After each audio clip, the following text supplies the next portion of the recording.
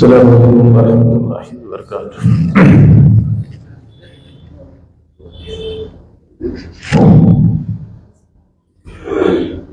دو موضوعاتی خطاب تھے اس عرس میں۔ ایک تو کل تھا اہل سنت کی پہچان، یہی تھا نا؟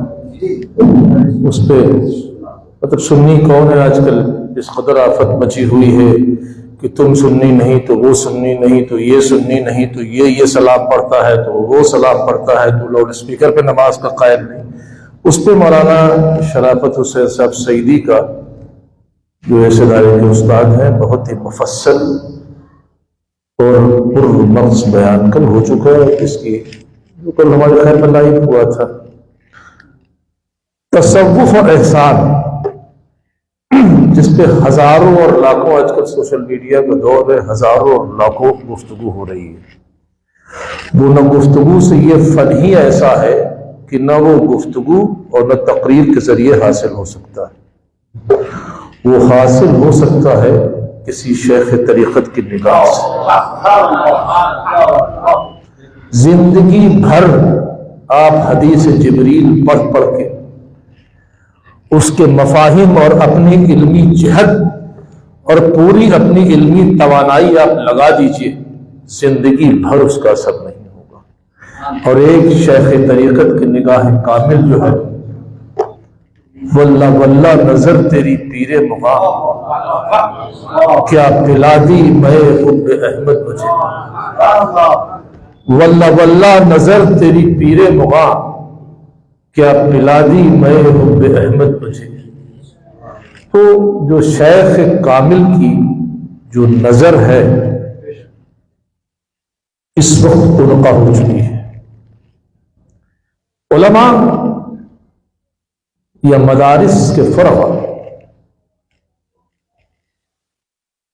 ان میں جو ایک جنگلی پن آیا ہے اور عالم ہونے کے بعد بھی جو جہالت آئی ہے،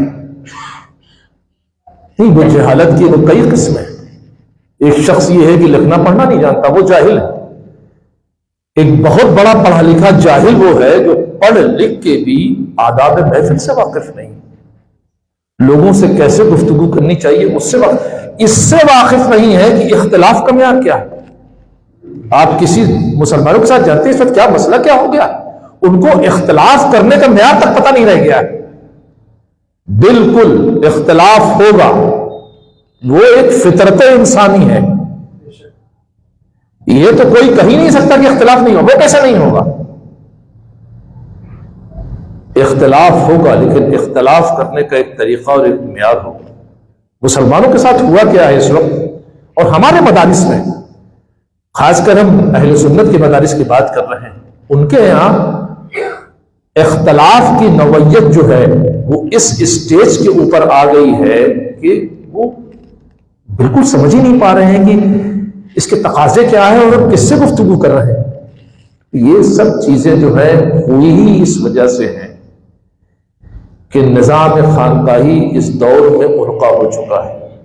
مجھے نہ ظاہر ہے کہ یہ تصوف اور احسان کی جو بنیاد ہے وہ حدیث جبریل ہے، اور اس کے بعد حضور علیہ الصلوۃ والسلام کے ارشادات ہیں، اس کی افادیت سے کون انکار کر سکتا ہے، لیکن اس کا پریکٹیکل جامع، عملی جامع جو ملے گا وہ کسی شیخ طریقت کے ہی پاس ملے گا۔ وہ جادو کی چھڑی اسی کے پاس ہے کہ اس نے مولانا نظام الدین اولیاء کو محبوب الہی بنا دیا۔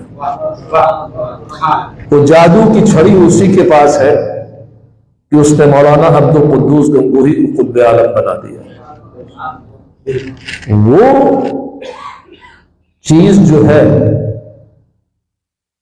میں یہ دیکھ رہا ہوں کہ انقا ہو چکی ہے، اور وہاں پر بھی انقا ہو گئی ہے۔ جو لوگ عرس اور اعراس میں آ جا رہے ہیں ان کے یہاں بھی ہو گئی ہے۔ آپ کو چند خانقاہیں اس وقت ایسی ملیں گی، بڑے افسوس کے ساتھ مجھے یہ بات کہنی پڑ رہی ہے کہ تصوف اور احسان اور خشوع اور خضوع اور مجاہدہ، یہ تو سب بات جو ہے وہ بہت دور کی ہے۔ حالات یہ ہو گئے ہیں کہ 5 وقت کی نماز باجماعت قائم نہیں رہ گئی. بڑے بڑے جبہ دھاریوں کی، بڑے بڑے پگڑ دھاریوں کی. لیکن ہے ظاہر ہے کہ جہاں وہ خرابی ہوگی اچھائی بھی ہوگی. ابھی بھی ایسی خانقاہیں موجود ہیں جو وہ منزلوں کو طے کرا رہی ہیں، وہاں جانا چاہیے. اور دیکھیے یہ تو سب جو بیان ہوا یہ تو ایک تھیوری تھی. پریکٹیکل کے لیے اس کے خانقاہوں میں چاہیے، اور جا کے کسی صاحب شریعت اور صاحب سنت جو شیخ طریقت ہو اس کی صحبت حاصل کیجیے. بلا اس کی صحبت کے یہ چیز حاصل، یہ تصوف کا معاملہ، یہ منزل حاصل نہیں ہو سکتی. بآخر دعوانا الحمدللہ رب العالمین.